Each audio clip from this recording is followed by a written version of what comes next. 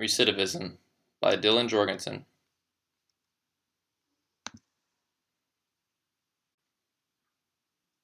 What is recidivism? Recidivism is one of the most fundamental concepts in criminal justice. It refers to a person's relapse into criminal behavior, often after the person receives sanctions or undergoes intervention for a previous crime.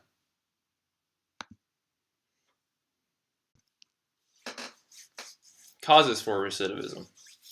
Some causes for recidivism are that people return to the areas where they resided previous to them being convicted, lack of employment opportunities for ex-convicts.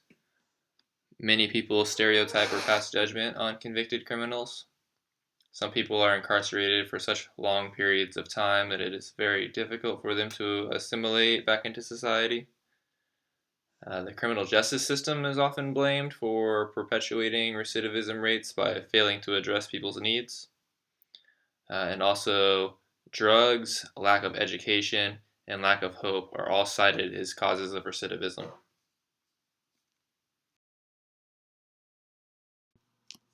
National statistics on recidivism.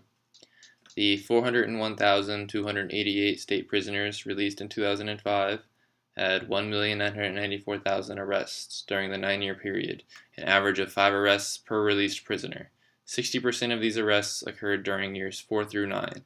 An estimated 68% of released prisoners were arrested within 3 years, 79% within 6 years, and 83% within 9 years.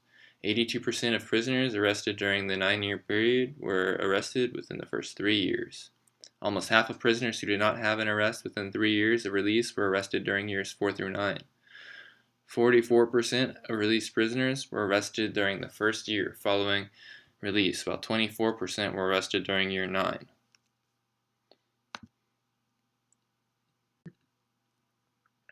Recidivism rates. Over an 8-year follow-up period, almost one-half of the federal offenders released in 2005 were arrested for a new crime or arrested for a violation of a supervision condition. Almost one-third of the offenders were also reconvicted, and 1/4 of the offenders were reincarcerated over that same study period. Offenders released from incarceration in 2005 had a rearrest rate of 52.5%, while offenders released directly to a probationary sentence had a rearrest rate of 35.1%. Of those offenders who recidivated, most did so within the first 2 years of the 8-year follow-up period. The median time to rearrest was 21 months. About 1/4 of those rearrested had an assault rearrest as their most serious charge over the study period.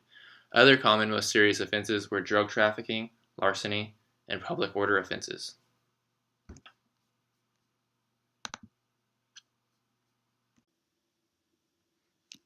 A federal offender's criminal history was closely correlated with recidivism rates.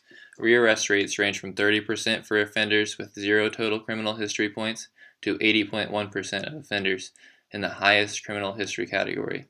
Each additional criminal history point was generally associated with a greater likelihood of recidivism. A federal offender's age at the time of release into the community was also closely associated with differences in recidivism rates. Offenders released prior to age 21 had the highest rearrest rate, 67.6%, while offenders over 60 years old at the time of release had a recidivism rate of 16%. With the exception of very short sentences, the rate of recidivism varies very little by length of prison sentence imposed. Other factors, including offense type and educational level, were associated with differing levels of recidivism, but less so than age and criminal history.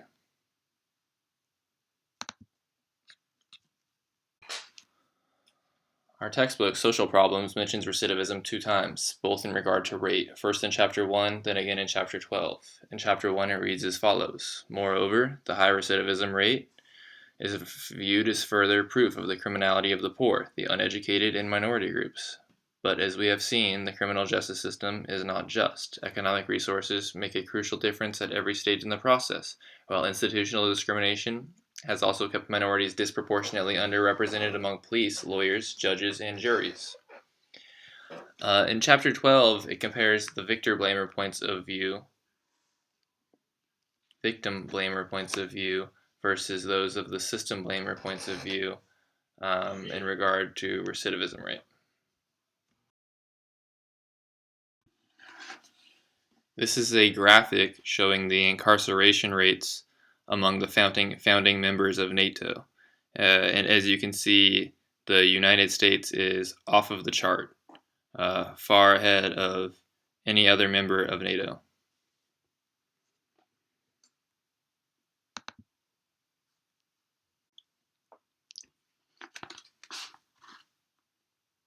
Here's a comic of the U.S. prison system, and it documents that as soon as they go back out, they come right back in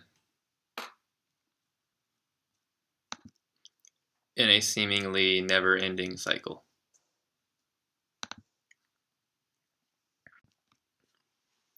Minority groups and recidivism. With regard to the United States incarceration rate, African Americans represent only about 13% of the United States population, yet account for approximately half of the prison population. Compared to Caucasians, African Americans are incarcerated 6.4 times higher for violent offenses, 4.4 times higher for property offenses, and 9.4 times higher for drug offenses. What communities minority ex-inmates are released into plays a part in their likelihood to reoffend. Communities that have high racial inequality increase the risk of minority recidivism as they are denied equal access to employers' healthcare services and other institutions that can facilitate law-abiding reentry into society.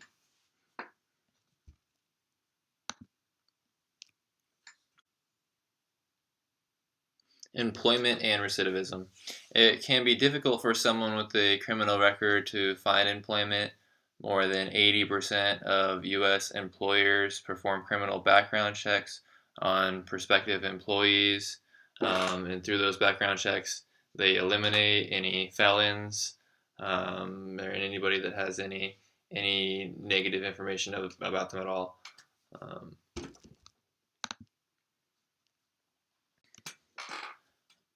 Drug-related crime. Of U.S. federal inmates in 2010, about half were serving time for drug offenses. It is estimated that 3/4 of those returning to prison have a history of substance abuse. Over 70% of prisoners with serious mental illnesses also have a substance use disorder. Those involved in the criminal justice system have rates of substance abuse and dependence that are more than 4 times higher than the general population, and fewer than 20% of federal and state prisoners who meet the criteria receive treatment.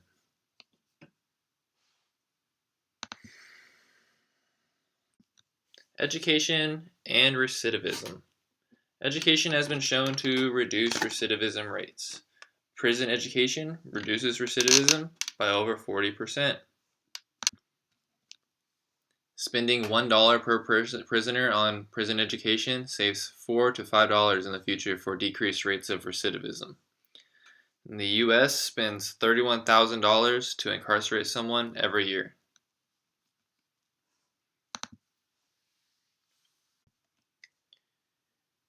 Here is a graphic showing that when inmates participate in educational programs, the recidivism rate drops significantly. And as they receive higher levels of education, the recidivism rate drops lower and lower and lower. 30% with vocational training, 13.7% with associate's degree, 5.6% with bachelor's degree, and near zero with a master's degree.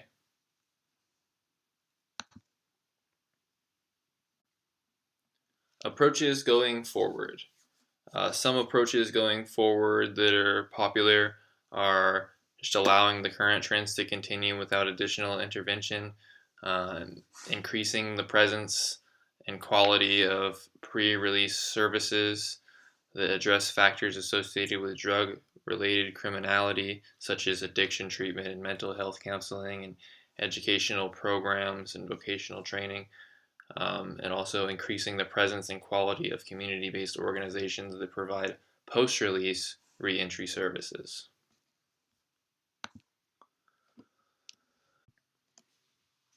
What works to reduce recidivism? Research indicates that programs based on a cognitive behavioral approach focused on altering thoughts, emotions, and behaviors associated with drug use and criminal acts are effective in reducing recidivism. Effectiveness studies have shown that inmates who participate in residential treatment programs while incarcerated have 9 to 18% lower recidivism rates and 15 to 35% lower drug relapse rates than their counterparts who receive no treatment in prison. Reentry programs and substance abuse and mental health treatment and also employment assistance all lead to lower recidivism rates. And I think most importantly, prison education reduces recidivism.